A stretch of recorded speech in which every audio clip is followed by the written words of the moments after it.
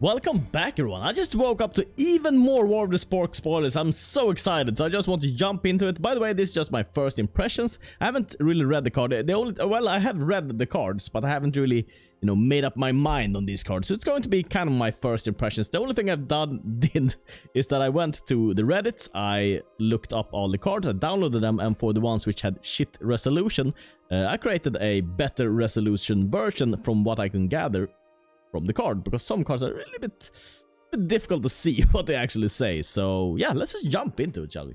Jace, Wielder of Mysteries. It's 1 colorless, 3 blue.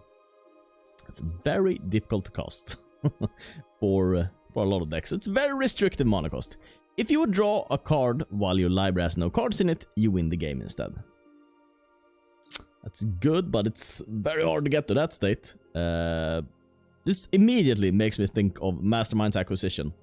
Something like Esper Control, one of Jace, Wielder of Mysteries in their sideboard, just search for it when they're out of cards. A way to win. And then +1, target player puts the top 2 cards of their library into the graveyard, draw a card. So, okay, so mill 2, draw a card. That's a good plus, I guess. And -8, draw 7 cards, then if your library has no cards in it, you win the game. That's very, very hard to get to. You need to have this survive for 4 turns. Get the ultimate up. This draw 7 though. That's pretty good. But you've already drawn like 4, so you gotta draw 11 cards from this in total. And also you might have also milled yourself 8 cards. It appears just to be worse than Teferi, for instance, which is it's competing with. It costs 1 less mana, sure. But it can't defend itself in any way. It only draws your cards and dies. I think if Teferi was not in the format, it would have a chance to get played. As it stands, the only thing I see this being used for is a Mastermind's Acquisition target.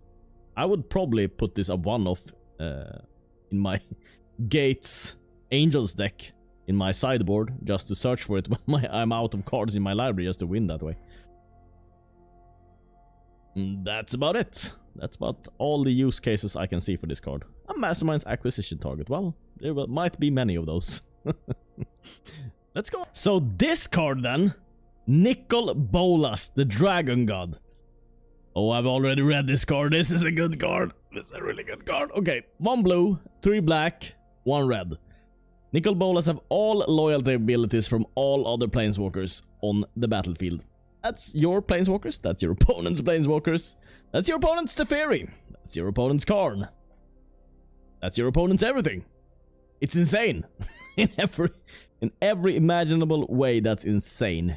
So if your opponent has a Teferi, you can tuck him away, or you can use his abilities. Yeah, it's super good. +1. You draw a card. Each opponent exiles a card from their hand or a permanent in control. It's hard to see exactly, by the way. As you can see, the resolution on this is shit. You can check out for yourself, link in the description if you want to see the original source of this. But the way I could understand how this works is that they exile a card from their hand, just like if they would discard something. And if they can't do that, they have to exile a permanent instead. So it's always a 2 for 1. Or a 2 for 0, something. Whenever you plus, you gain an advantage of 2. You draw a card, they remove a card. Then -3. Destroy target creature or planeswalker. That's so good, it's insane. That's insane.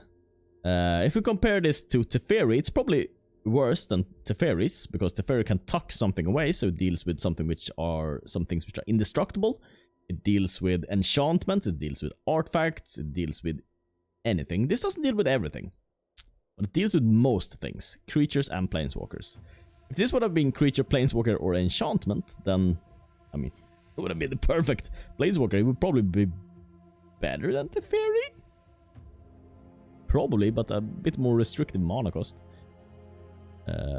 Yeah, he's insane. This guy is insane in every way. -8. Each opponent who does not control a legendary creature or planeswalker loses the game. Yeah, they lose the game, so it can't be much better, right? That they lose the game. Can't be worse for your opponent. Yeah, this is insane. This is insane. This is close to as good as the Teferi. Depending on the +1, how it's worded exactly on the card, because it's hard to see exactly how it's worded, he might be as good as the Teferi. With a more restrictive mana cost. The mana cost is then the only thing which keeps this guy a little bit in check, I would say. Because it's insane. Insane, he can deal with Teferi. If Teferi is on the board, he can either tuck him away or he can destroy him. He can choose to do whatever he likes to him, pretty much.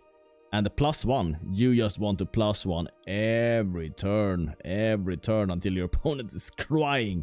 I mean, Angrath was already decent. That's just your opponent discards a card. This is draw and your opponent discards a card. And if he doesn't have a card, they lose a permanent. So it's just Angrath, you have nothing on this guy, buddy. You have nothing on this guy. Wow. Wow is all I can say about Narco Bolus Dragon God. Yep. He's insane in the membranes. Depending on if his plus ability is worded a little bit differently, he might be worse than I think he is. But if he's worded like this, then he's very good. Is the level I would put this guy on. Next card, Shandra, Fire Artisan. 2 colorless, 2 red. Whenever one or more loyalty counters are removed from Shandra, it deals that much damage to target opponent or planeswalker. So let's say you play this, you plus it, it's at 5, a 5/5 attacks in. Then you can deal 5 damage to an opponent or planeswalker. You can't deal it to a creature, unfortunately, else she could defend herself. So that's very bad that it's only opponent or planeswalker. But if you're a very, very burn-heavy deck, then it might be very hard to attack into Shandra because you're gonna, get so much damage to your face. Let's read the +1. Exile the top card of your library. You may play it this turn. These effects are usually quite horrible because you're gonna hit land so often that it does nothing. Sure, you may play a land, but I mean, that's not gonna do much for you. It's too random. Should have been the top 2 cards. You choose one of them and play that card this turn. That would have been much better. As it stands, a little bit of a shit plus in my opinion. -7 though. Exile the top 7 cards of your library. You may play them this turn. It's a decent ultimate. I guess if you play this card, the thought is that you should have so much burn in this deck anyways that nobody ever dares to go near Shandra because she's just gonna burn them to death if you attack into her, and she's gonna be threatening that lethal, that exile top cards of your 7 cards of your library, and you're gonna finish them off with burn spells. I think though that she's just worse than what Mono Red already has access to, so I don't think this card will be played at all. I'm sorry to say. I really love the old Chandras. There have been a couple of good Chandras, but this is, I think, another shit Chandra in my opinion. She should have been more aggressively costed, I think. Cost 3 mana. She's too expensive for what she does. I mean, Experimental Frenzy compared to this. Experimental Frenzy just seems better. You basically get the plus forever. So, yeah. Now, let's move on to the next one. Domri, Anarch of Bolas. I don't know if it said Anarch. It's hard to see exactly what it said, but something like that. 1 colorless, 1 red, and 1 green. Then it has a static ability. Creatures you control get +1/+0. It's an Anthem effect baked into it. So that alone, that's your something that's almost an enchantment and gives your creatures an attack bonus is very, very good. So only with that ability, it's already good, I would say. Then +1, add red or green mana. I couldn't do the mana symbols, unfortunately. There will be mana symbols there instead. Actual card. Creature spells you can use, spells you cast can't be countered this turn. So this guy is like Fires of Yavimaya almost. It's what it seems like. He wants to be Fires of Yavimaya. And then -2, target creature you control fights target creature you do not control. This is good in a Gruul deck, I would say. I mean, probably going to replace what we have now. We have an enchantment which gives a riot. I think this is probably just better. Buffs your creatures. Can get the can't be countered ability if you want to, or you can fight something so you can actually kill stuff with this. Yeah, for 3 mana this is good. For 3 mana. He's so aggressively costed that I think this will see play in some Gru lists. 1 of? 2 of? Not sure exactly. I think it's decent. Decently good. Not like, wow! It's not like that level, but it's... He has a fight. He produces. The thing is that he's always providing the Anthem effect. So the other things that he provides, the mana, the can't be countered, and the fighting, that's just, you know, the gravy, in my opinion. So, yeah. Good card. Moving on to the next one. Gideon, Black Blade. 1 colorless and 2 white. I love Gideon, by the way. I don't know why. It's not only black cards. Just love, it's so manly. Or something. There's something about Gideon that I always like. I always want to play with that card. During your turn, Gideon Blackblade is a 4/4 soldier with indestructible. Prevent all damage to him. That will be dealt to him. He always has this ability, by the way. If you know Gideon, he always wants to fight. Always wants to fight. Okay. That is good. So, when you play this out, it's only during your turn, though. So your opponent is going to get to smack him 1 time. But that's fine, it's probably going to survive. Up to 2 creatures you control get your choice of Vigilance, Lifelink, or Indestructible. This turn is what it should say. I messed up there a little bit. That's good. That's very good. If you're up against something like Mono Red, you're gonna go with Lifelink. If you're up against something like Green or something that has creatures, you're probably gonna go with Indestructible. It's very good to have the choice there. Because remember, you're gonna get a creature out of this. You're gonna be able to attack with this. It's a little bit weird that it's a creature which is also has loyalty abilities. But it's solid, I think. It's a solid... I mean, it's 3 mana for a 4/4 indestructible. Yes, please. It's very hard to get rid of. And it does stuff. And it's up to 2 creatures you control. So he can give lifelink to himself. So it can be a 4/4 indestructible lifelink for 3. That's insane. Yeah, this card is good. -6, exile target non-land permanent. That's very, very, very good. Very, very good also.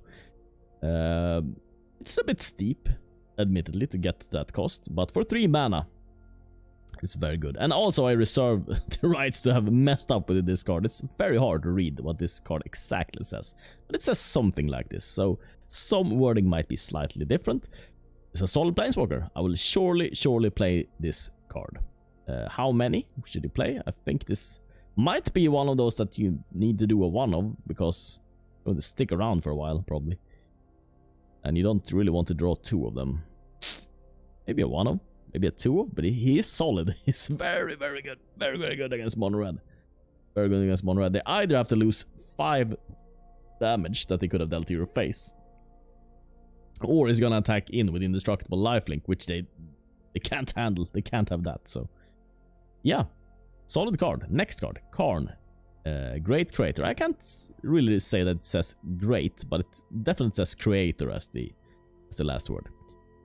The Legendary Planeswalker costs 4 colorless, exactly as the other Karn. Activate abilities of creatures your opponents control can't be activated. That's not many abilities. That's almost... does almost nothing. Vanifor. Prime Speaker Vanifor. Nothing. I don't know exactly. Doesn't do much, I would say. Until your next turn, this is the plus ability, up to 1 of non-creature artifacts you control become a XX creature where X is its converted mana cost. Until end of turn, it should say. Again, I messed up. I'm sorry. But that ability, though. So he's the guy who wants to turn all your artifacts into creatures, attack in with them. It's only 4 mana, though. I think this could spawn a new archetype of decks. We already have a 3 mana guy which turns anything into a 5/5. So this guy could turn your artifacts into something useful. Yeah, this guy is fringe, I can say already. Just from reading this, this is like a very, very specific deck which wants this. Something which wants to attack in with artifacts, who has just built around this guy. You don't just put Karn in because it's great value, as you do with the old Karn that you put into Esper control. This guy you build around, I think. -2. You may choose an artifact you own from outside the game, exile and reveal it, and put it into your hand. That's very good. Most notably, you're gonna search for Immortal Sun. Because this guy is probably a guy... What you do with him is that you try to attack in with some dudes, and then if you're up against Esper control, you're gonna do the minus, you're gonna search for Immortal Sun and try and lock out the game. You can just have Immortal Sun in your sideboard. So it's very good in a specific strategy. The -2 is really, really good. There are a couple of good artifacts, hate artifacts you can search for, so... You also have the, if you're up against a token strategy, you can search for the thing which gives tokens. -1 power, for instance. There's a lot of good things which you can toolbox with this guy. So maybe just use him for the toolboxing. You do the -1, search for whatever toolbox artifact you need. Ah, that's maybe how you use him. It's a weird Mastermind's acquisition. Didn't think about it like that. -2 is actually super duper duper strong because artifacts in nature are hateful, or often hateful. So you can search for the exact hateful artifact that you need against your opponent. You can even search for removal. You can search for transmogrifying one if you're up against something like a Galta mono green deck. Yeah. Yeah, maybe this will see play just for the minus. Just for the double search for hateful artifacts. Yeah, the -2 makes him good. Honestly good. Don't know how you will utilize the plus yet. Don't really see the combo there. Maybe when you have the Immortal Sun out and you want to finish the game or something. But you probably never want to turn your Immortal Sun into a creature against Esper control, which is the deck you want to play it against anyway, so... Not sure. Not sure about the plus, but the minus is amazing. Next card. Time Wipe. 2 colorless, 2 white, 1 blue. Return a creature you control to its owner's hand, then destroy all creatures. Ooh, which card wants this? Which card? Which deck wants this is what I'm trying to say.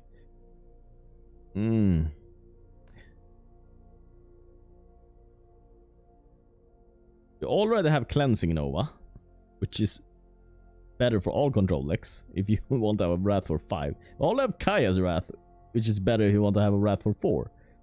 It's some kind of... I think this is made for Bant. You're gonna return your Mystics, Snakes or whatever. You have a few creatures which have some effect on the board. You have that Angel, for instance, which prevents you from dying, and you have the thing which can counter, and then just, you know, keep wrathing and returning. Yeah, some kind of Bant deck could use this. Probably the only deck that would have. I know Bant can also ramp easily now with the 2 mana instant which puts a land into play. So something like a Bant deck. Probably use this. A bit narrow, but I like this. I like that they print Wraths which are special and could fit very well in a particular type of deck. So I like this card. Moving on. Nissa, who shapes the world. It should say the world, but unfortunately in the editor I used, I could not write the world. There was too many letters for it to handle. So, whenever you tap a forest for mana, add an additional green mana. This is essentially Gauntlet of Power, if you remember that card back from Alpha, Beta. One of the original cards was an artifact for 4, which doubled your mana. This does the same. That's very good. Very, very, very... Oh, Gauntlet of Might it was called. Gauntlet of Power was the 5 mana artifact, which did the same. This is essentially Gauntlet of Power for green. Just that abilities, and it's already good. Okay, +1. Put 3 +1/+1 counters on up to 1 target land you control. Untap it. It becomes a 0/0 elemental creature with vigilance till end of turn. Yeah, I mean, decent. It's certainly not amazing. That ability is certainly not amazing. Well, you can play this and immediately get a 3/3 attacker. And if they kill Nissa, you can continue putting counters on your lands and eventually have a very big land which you kill them with. Then the -8, you get an emblem with your forests are indestructible. Search your library for any number of forests and put them onto the battlefield tapped. So okay, you're gonna put your entire... Never gonna draw lands again, that's amazing. And your forests are indestructible, so...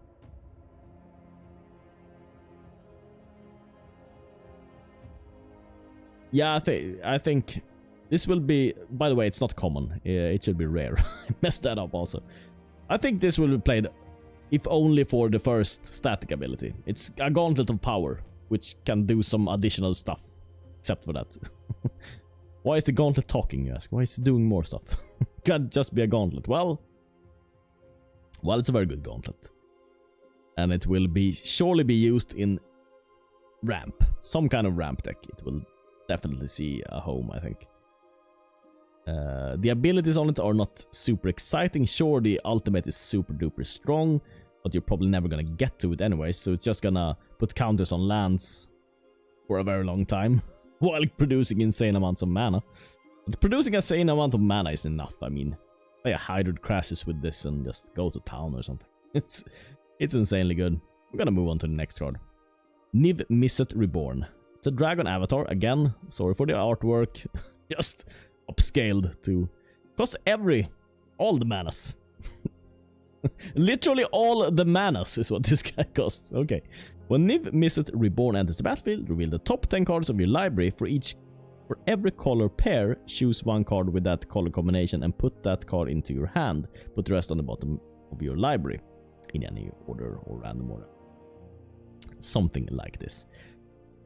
So this guy wants you to have a 5-color deck, so it's essentially only a Gates deck. That could probably run this. It's good. It's a flying 6/6. So this is like a... in my opinion, this is like... What's his face? Demon Lord Belzenlock, in a way. Gonna get, let's say, top 10 cards, so 40% of that's gonna be land. So you get 6 cards, and if you're lucky... they have different color pairs. So you're probably gonna get something like three cards with this. Maybe. You could get more, you could get less. 3 cards in your hand. Which is good. I mean, immediately, a 5-mana card which gains you 3 cards is good. It's absolutely good. But it requires that you build around it. And it requires that you have a very, very special deck which can actually run this. Because of the mana cost, it's going to be fringe. It's only going to be played... if it's played, it's going to only be played in one deck. It's not gonna be like every deck tries to run Niv Mizzet Reborn. That's just no. Very, very special deck. Probably only Gates, honestly, that could get away with this mana cost. Gates have so good card draw though, so that they don't need this card at all. It would be a weird kind of Gates deck. Very weird. I think about it, it's probably not good at all because of that. Because it's not good because there are better alternatives. It's not good because it's not good.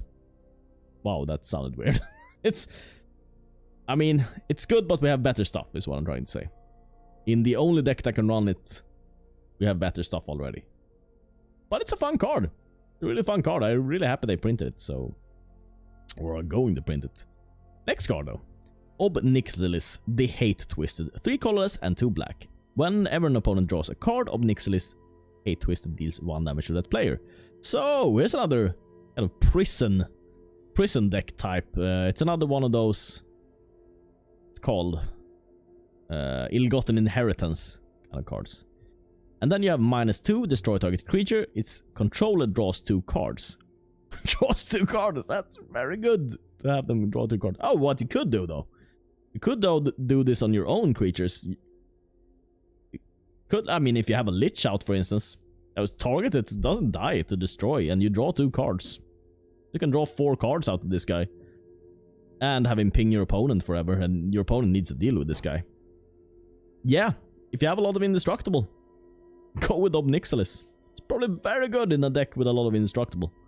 You just target your own things, draw a lot of cards, and your opponent needs to deal with them. Yeah, I mean, it's even an uncommon. I mean, sure, it's very narrow in use. It's probably only really good in a deck which runs silly amounts of indestructible, like this guy likes to run. But if you do that, I mean, he draws you 4 cards for 5 mana, that's good, and then he stays around and kills your opponent. And if you're really in a pinch, you can kill something that your opponent controls. You really feel like it.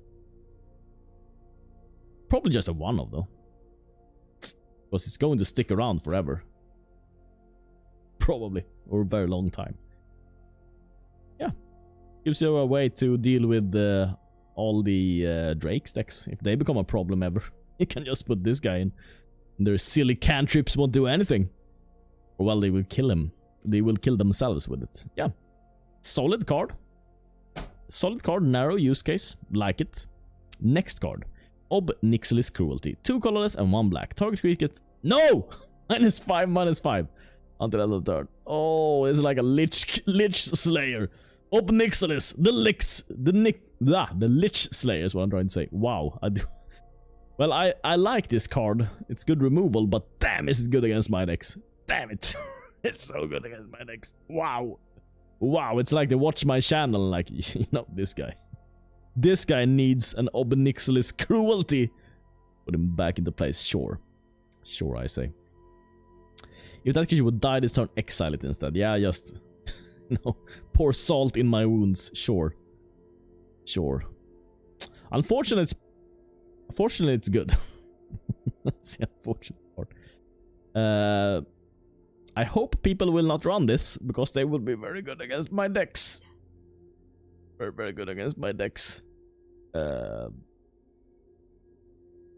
problem with this is that it costs 3 mana, and there's a lot of good removal in black already. So I hope people will not run it. Because then I will have a field day. Next card. Bolus Citadel. Oh, I saw this card. I've read this card.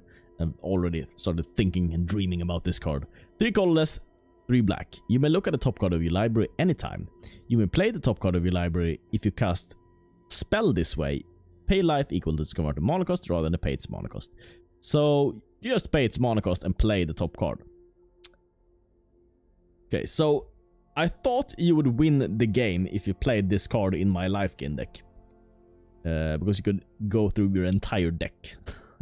You know, and have one clear the mind and just go through the entire deck until I have a gazillion life. Something. As it stands, I don't think it works that way. Because if you cast a spell this way, so you may play the top card of your library, sure. So you can play 1 land off the top. That's good at least. The problem is when you hit your second land, you're gonna stop. You're gonna stop. But it is very good still. If you're doing that life gain deck that I have, where every card gains you more life than you lose, you will just get free cards all the time from it. Probably 2-3 free cards every turn from Bolus Citadel. So it's insanely strong in a life gain deck. Insanely strong in the right type of deck. But it doesn't win you the game. And it costs 6 mana. 6 mana is super steep. And it only works in one type of deck. It's that type of deck. I don't see this... Unless there's some kind of combo. I don't see this working in anything else. Everyone's gonna be EDH! Yeah, sure. Everything works in EDH because it's a casual format, so... in my opinion. I know now people are probably screaming, there's tournaments! Something. I don't know. Yes, I think this card is narrow in use case. Very good in, you know, a life gain style deck. Probably not gonna be played in any other deck, I think. Because paying life when there's a lot of mono red and a lot of aggressive decks running around is not gonna be easy. So it's going to be limited. It's going to be a card you build around. The problem with this is that it's also... It doesn't matter that it's legendary really, because you never want 2 anyway, so probably just gonna run 1 in your deck.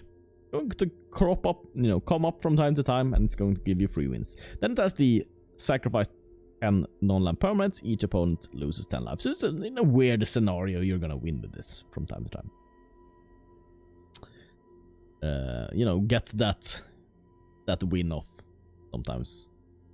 But the important ability is you may play the top card of your library and pay life for it. Yeah, solid card.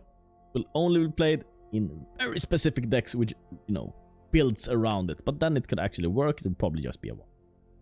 Next card. Paradise Druid. 1 colorless and 1 green. Paradise Druid has hexproof as long as it's untapped.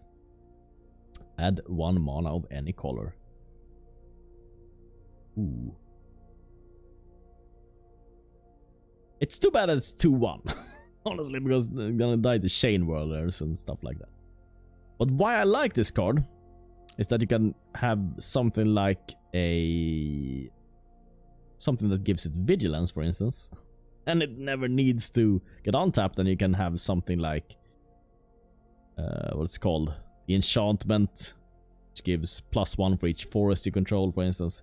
So you could definitely do something with enchantments with this girl here. She looks sad though.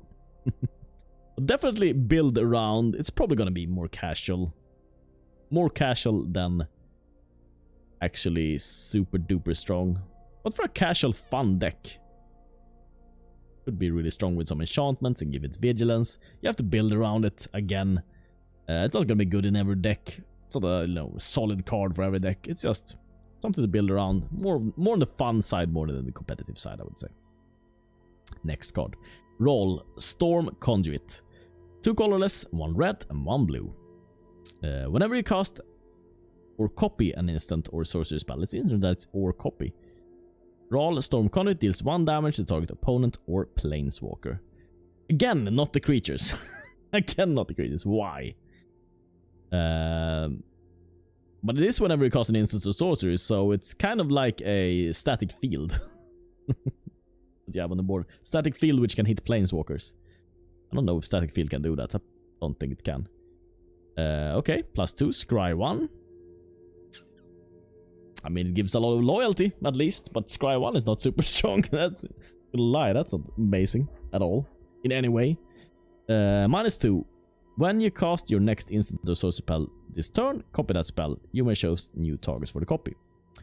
Okay, so this guy is the super duper copy guy. Yeah, you just need him to survive 1 turn. Then it's solid. Then it's gonna copy 3 spells for you.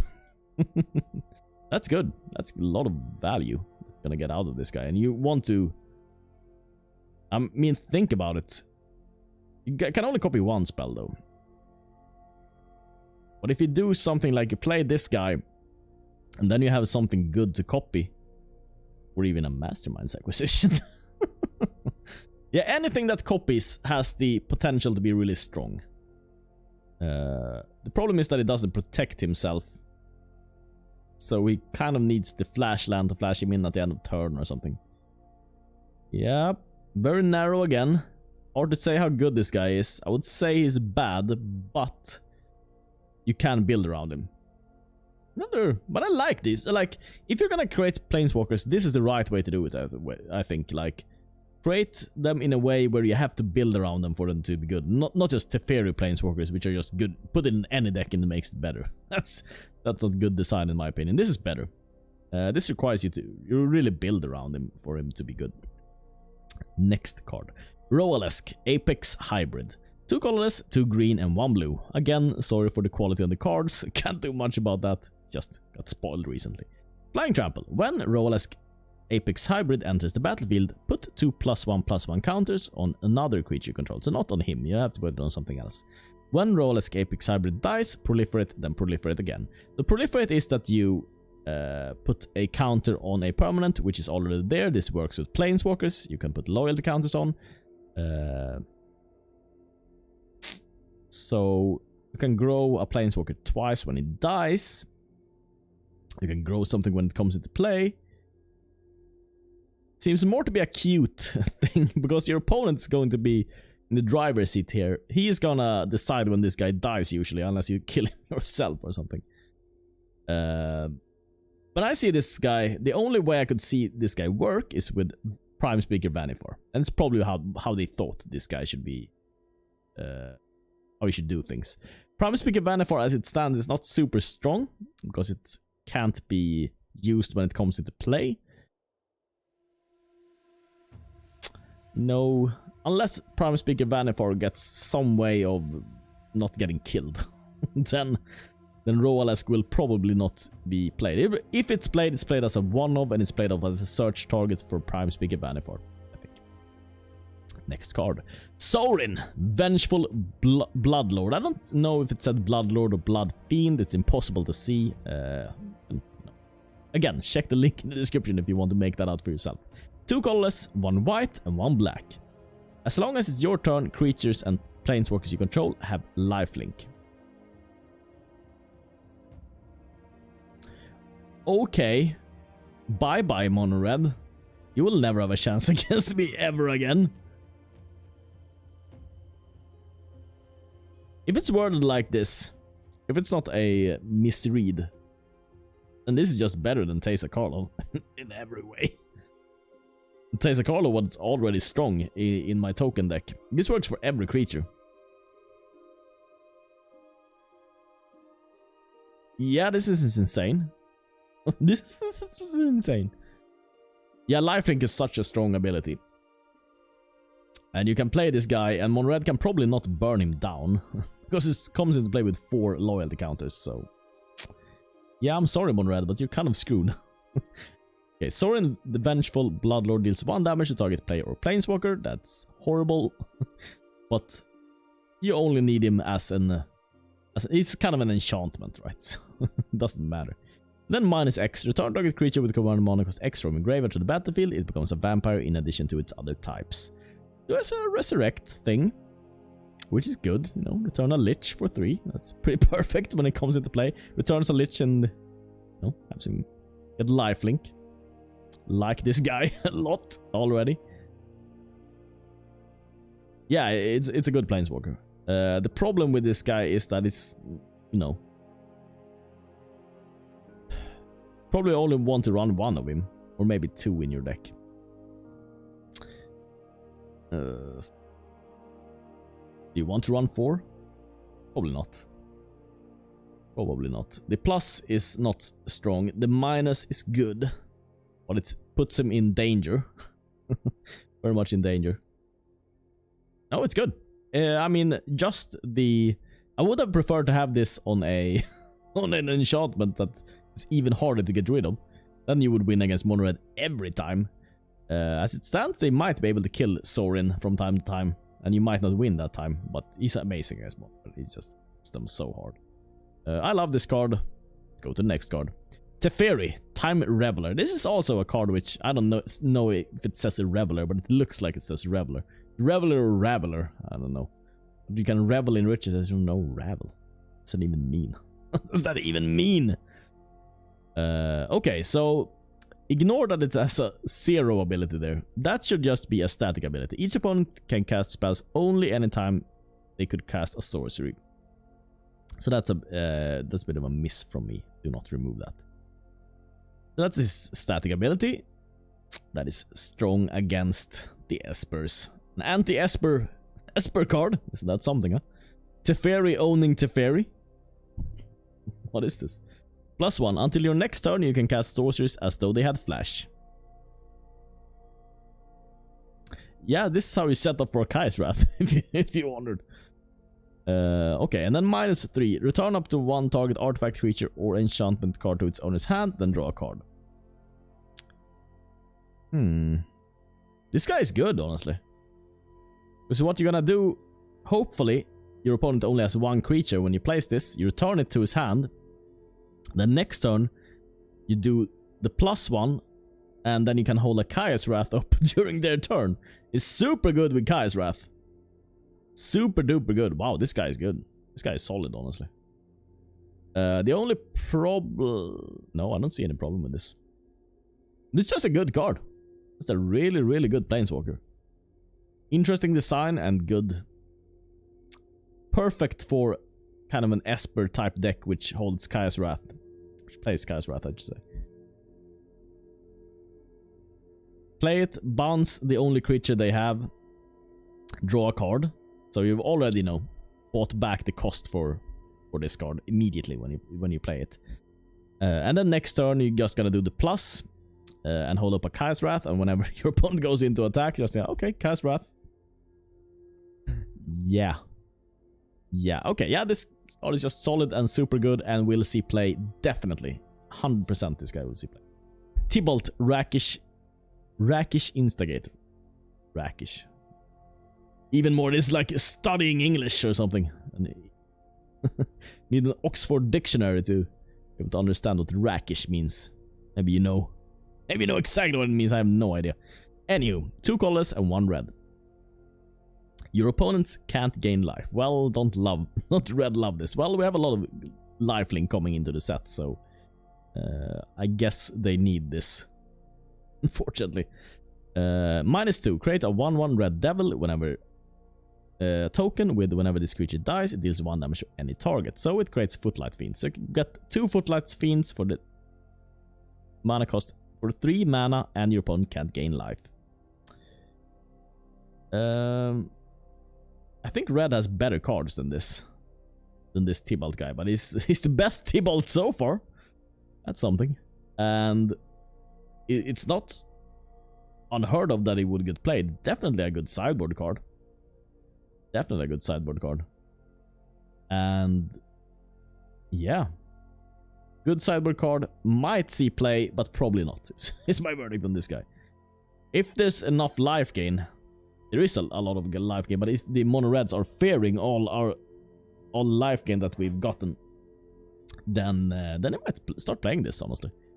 Next card. Widespread Brutality. 1 colorless, 1 black, 2 red. Amass 2, then the army you amass deals damage equal to its power to each non-army creature. So it's a Wrath for an army deck. Or a mass deck, I should say. Well, this works very well with the 2 mana thing that we saw that always makes sure you have a creature with a mass out. So you're gonna Wrath the board. Each non-army creature. So if you have an army deck, this probably is the card which enables you to actually make an army deck. This and the enchantment for 2, I would say, are the mainstays in that deck. It's solid, it's good. It's a Wrath for an army deck which does not hit your army creatures. It will definitely see play, and it will of course only be played in an army deck. It's not super good to just deal 2 damage. 2 damage and get a 2/2. That's decent, honestly. It's decent in a non-army deck, but it's not amazing. Yes, good card. Next card. Oh! We're back! We've seen them all! Well, is that something, huh? Thank you so much for the watching, and I will keep you updated. Whenever there's more spoilers, I will show them. I will probably do it in this kind of format, because I want to upload them as soon as possible. Whenever we get the spoilers, I want to share them with you, and yeah. Thanks for watching. See you